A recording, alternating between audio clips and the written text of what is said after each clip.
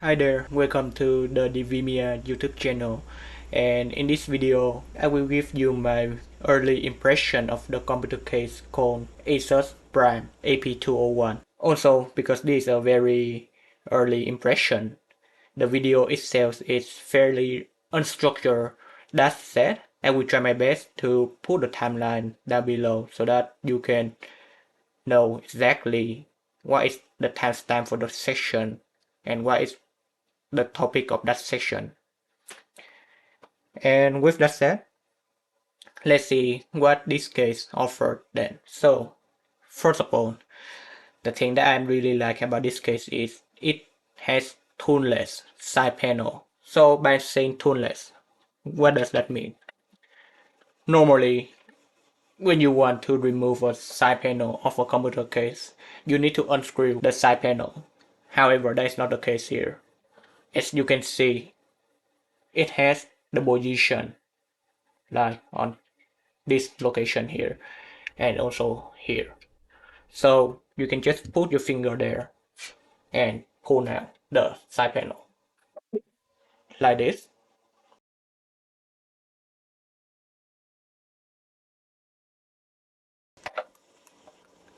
The two side panel back and front here, they are identical, so they are interchangeable. The only difference that I can say is one of them has the Asus Prime label on the top left, but the other one does not. So it's up to you which side do you want to showcase the label here. It's a very subtle branding, and that is one good point too.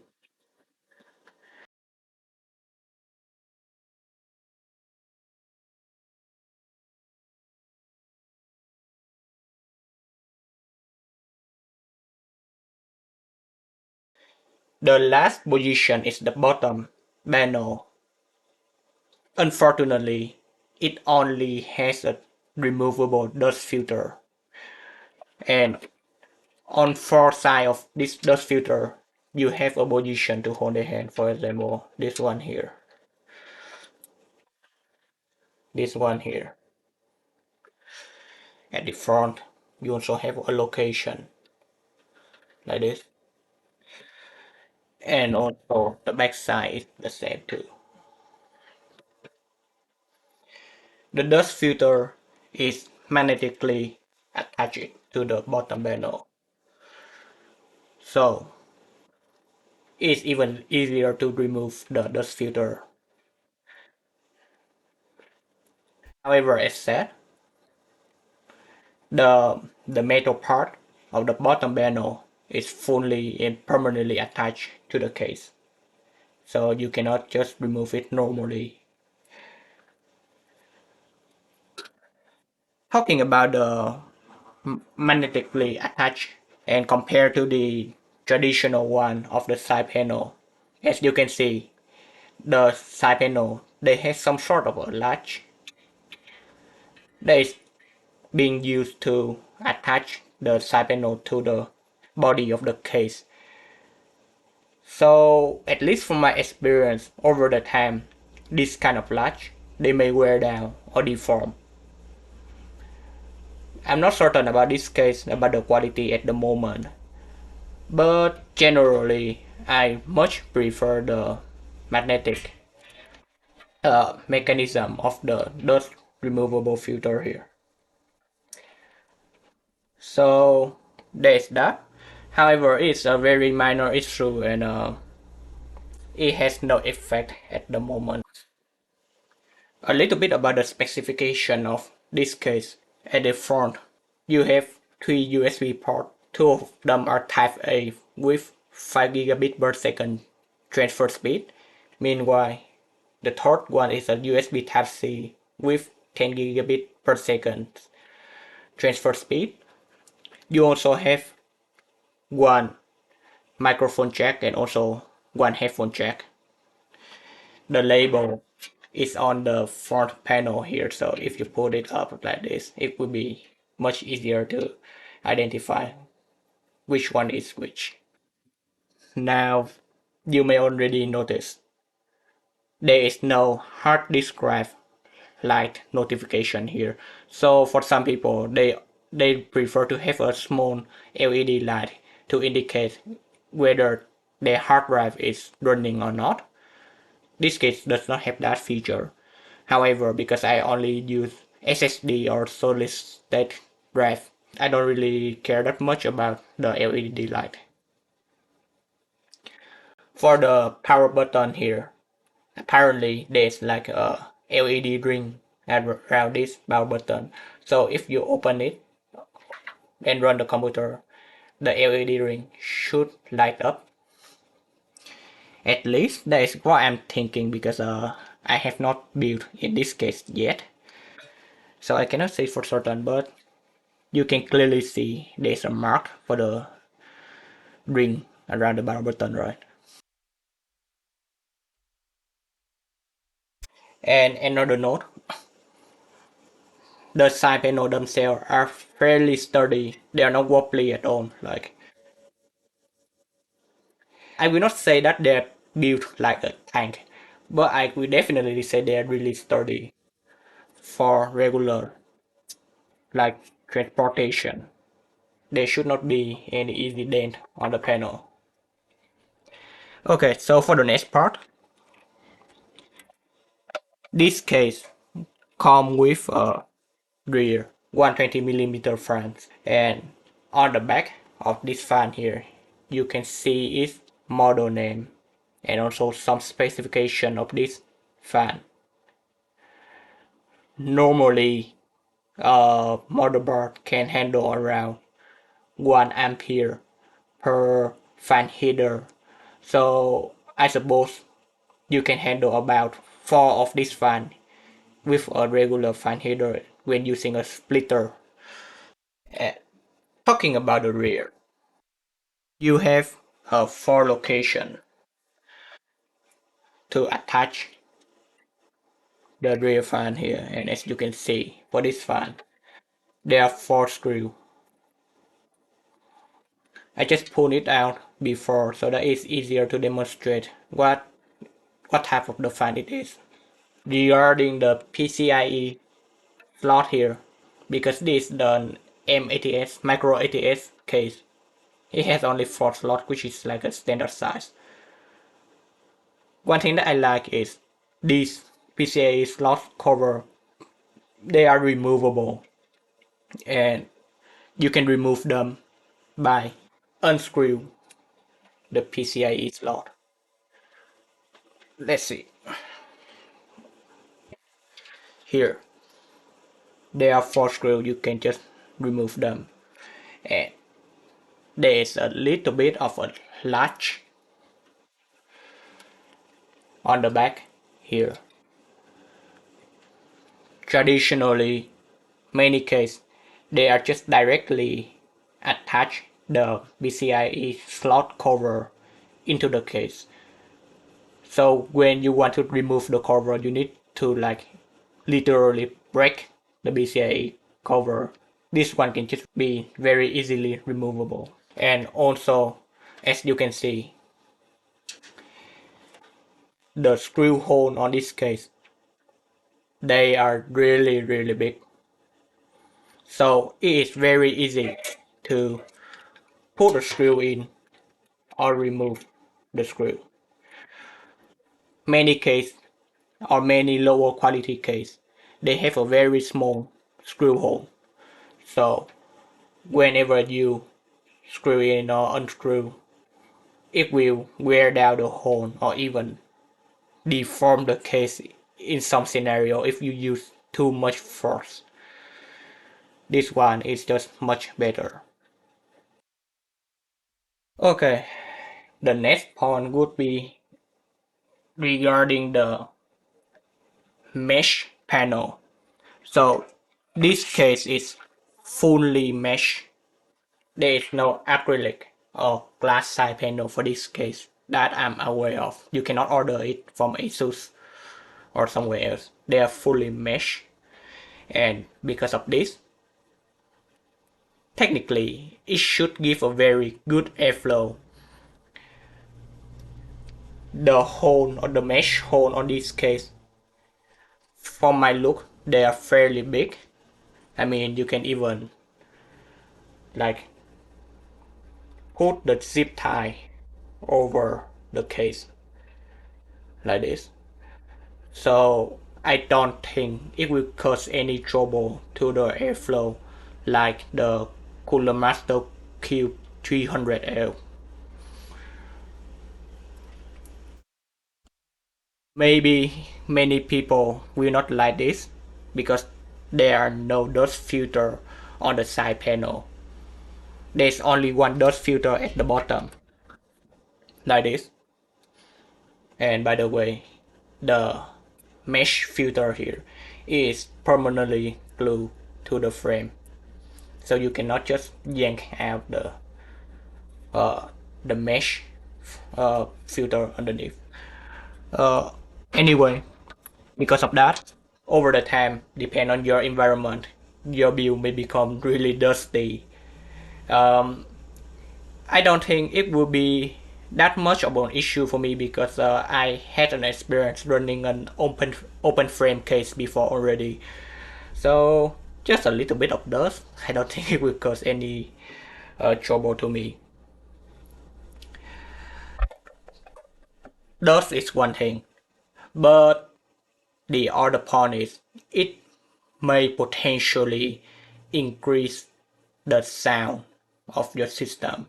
And by that I mean when you have a running system and a bunch of fan inside it, because there is no isolation, it may sound really loud under load. Now there is a counterpoint to it, because this is a fully mesh case. The airflow should be better, so you can run your fan at a lower speed while still being able to maintaining a relatively good temperature for your system, and that can also reduce the sound.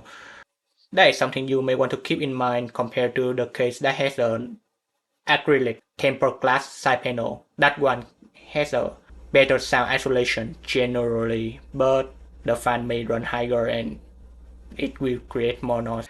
One of the reasons that I bought this case is it is a medium form factor case, and by measurement it's only 33 liters in the volume, so it's much smaller than a traditional full tower ATX case. They are those traditional case, they are probably around 40-ish liters or even 50, 60-ish. They are really huge. They take too much of space, so I just want to downsize the system a little bit this time. Now, there are options to go down to even 20 liters, but there will be too much of a trade-off at that point. Like, you will have a really limited case of choice, or even limited ability to build a powerful system in them because they have limited cooling ability due to the lack of space. So the AP201 is a really good like stopping point. It can support the micro ATX case, and also it supports both SFX and ATX BSU up to 180 millimeters. Actually though, for 180 millimeters, it is not a recommendation from Asus. I remember that they say the upper recommendation is around 140 millimeters so that you can have more clearance to route the cable. But we will see, because I also have a 180 millimeter BSU lying around. So in my next video, I will do a full review in this case and try to test out if that long BSU or power supply unit really affect the cable routing ability of this case. And I have a, a ruler here, so I just want to do a quick measurement so you can have an estimation of the size of this case. I mean, you can always take a look at the specification on their website, right? But it may be better to just like measure it directly and see what it is right away. So from the top to the bottom of the case, not including the feet, it is around 13 and 1/8 of an inch. That is from top to bottom or the height of the case. Now if you include the feet, It is around 14 inch and 1/8 of an inch. So about 1 inch higher. Now for the depth of this case from back to front, then it is around 18 inch, around 18 inch here. And for the width of the case, it is about 8 inches. Okay, so for the next point, the mesh of this case, they are big enough to do a certain modification to a case. For example, in the picture here, right, they say the bottom location of this case they only fit two 120mm fans, and indeed they only have the hole for screw for two 120mm case fan, only two of them. The hole on the right here they are for either solid state drive or hard drive, so you cannot mount a fan over there. However, with the package that they include, you have a bunch of zip tie and very thin zip tie, very thin. You can easily pinch this one through the hole. You can always put the zip tie through the hole like this, and because we have four holes to mount the screw in the case fan, correct? You can put this inside the case using the zip tie. You can hold the case fan just like that, very easy. And if your screw can somehow fit the rectangular or the square shape of mesh panel under here, then you can try to just directly screw in there and not even using the zip tie. Here's an interesting thing. That is only about 120mm fans, right? However, I also have a 140mm fan lying around. Here, this one is a 140mm fan. This is a CPU fan, by the way, not a case fan, but it's just for demonstration purpose. And as you can see, even though it is physically bigger, they have the same mounting hole as a regular 120mm fans. You can very well possibly fit like three 140mm fans on either the top or the bottom of this case, because the top support a radiator up to 360mm, so technically you can have three 120mm fans normally, assuming that your power supply unit does not really interfere with your fan due to its length. But for 140mm fans, it's not that much bigger, I would say. Certainly, a regular screw hole will not fit because of the additional diameter of 140mm. So, the diameter of this fan is just bigger than a 120mm fan, right? You cannot fit it regularly. But with a zip tie, you can very well just mount them normally. And that's the same thing to the bottom of this case too, because they have the same length and relatively the same shape and mounting holes. Okay, the front of this panel, they also have a lot of holes with the same size at the as the top and the bottom, right? They have the same size hole. And I bet you can also mount a fan here using zip tie, just like the top and the bottom.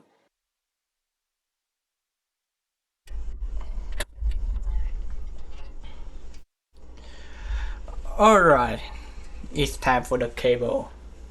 I would say it's relatively, or it should be relatively easy to route the cable in this case because there are three included: zip tie and mounting location for these cable so that we can route it. They also have a lot of space from the front here, and in the middle section the empty space that are dedicated for routing cables. And one thing that I would like to take a look at this cable here. One reason for downsizing my case is so that I can transport them around when necessary. And I'm not gonna lie, even though this case is still fairly huge relatively compared to the 20 or sub 20 liter case, this AP201 still fits my luggage, so I can possibly bring it to another country. And one of the important thing is that there is a difference between voltage between the US and other country. In the US, we use 110 or 120 volt in here, but overseas they may use 200 to 240 volt. So the cable, it should be able to handle 240 volt or above. And to check for that, I need to take a look at what they are saying on the cable here. From what I see, then this cable, it supports 300/500 volt. So I suppose for the 3 prongs here, it can handle up to 500 volt. So more than enough. And from the look of it, it seems like this front panel cable, they they should be really easy to route, I think, because the type of plastic that is being used to provide a protection layer for this cable, they are really bendable. In the cheaper quality case, the plastic can be really hard and it is hard to bend them like this. That's not the case here. And we even have a sleep cable for USB Type-C. So it's really neat.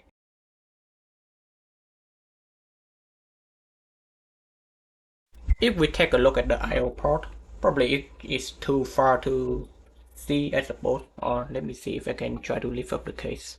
The I/O port here, they are really cleanly organized. Many of the cheaper case, they use like a lower quality cable. So the solder point between the USB port and the cable, they are messy. But in here, this panel is really cleanly attached to the cable. So that's that. As you can see, the motherboard will be mounted on the lower side of this case. So there are screws for the motherboard, and there are two really big holes for cable routing on the top of it, so you have a plenty of space to route the cable. There is not a rubber or plastic door to cover the cable going through this hole, but because there's no door like that, I suppose it can improve the airflow, maybe. I would say I really hope the bigger YouTube channel like Gamer Nexus, they do a review for this kind of medium form factor or small form factor case, because this case really do need more love. That's what I believe. There's too many neat case and beautiful case, or even technically I would say perfect case like this AP201 here. But it is really not well known outside of the medium form factor or like small form factor community. So if a bigger YouTube channel like Gamer Nexus can review this case like this, it would be a great thing, I must say. When this case first arrived, there was a paper label on the back here that talks about the manufacture date and the serial number of the case. I pulled it out now. It's really subtle, but the fact that it leaves no residue on the case, the paper can just like rip off very easily. So that is one thing, like very small point, but improving the user experience, I must say. And throughout the case, you can see various form of subtle branding, like here you can see Asus case, right? Asus case. The side panel was one, and you can also see the Asus Prime case. It seems like we already have motherboard standoff pre-attached to the case, as you can see. Another thing I would like to mention regarding the screw being used in this case is because apparently many of the location in this case use a removable screw. For example, the power cable port here, you can remove it and change it with something else. Also, for example, the front cover here, I suppose you can also remove it to better route the power supply unit. And regarding the front panel here, it seems like the I/O port are also removable. And as always, the front mounting power supply unit, they can change the mounting point. There are 3 locations to mount. your power supply unit depending on the length of your PSU. There are 2 screws underneath here at the bottom to mount, and on the 3 location on the top they use a from a hook like this to keep the mounting bracket in place. Because the front panel here is using a mesh design, you can rotate the fan of your power supply unit to the front so that it will have like a closed loop of airflow. The airflow from the fan of your power supply unit will not affect what is inside the case. It's up to you, but normally many of the smaller form factor case, they have a fully closed off front panel, so people tend to just turn the fan of the power supply unit toward this way so that it pulls the airflow out of the case. That might not be an issue if you are using an all-in-one cooler, but for regular tower air cooler, normally the airflow is from the front to the back. But now you have a power supply unit that is moving like in the other direction like this.